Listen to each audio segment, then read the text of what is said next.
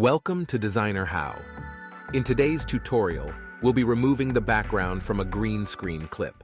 To begin, drag over your green screen clip from the media browser or explorer. If you are placing your clip over other footage, make sure the clip sits above that on the timeline for it to be visible. Now, we will adjust its position so that the desired elements are in full view. We'll play with these settings a bit. Shorten the clip's length so that it coincides with your footage if needed. And now, for the big moment you've been waiting for, we will remove those greens. They won't stand a chance. Go to the lower left panel and click on Effects. Now simply type Key into the search bar, and it gives us the effect that we need, Ultra Key. Drag this effect onto the clip,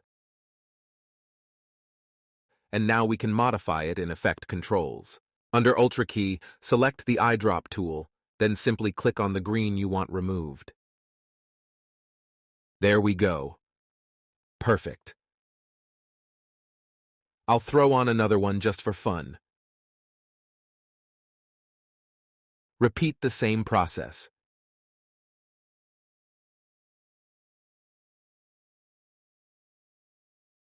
And there we are.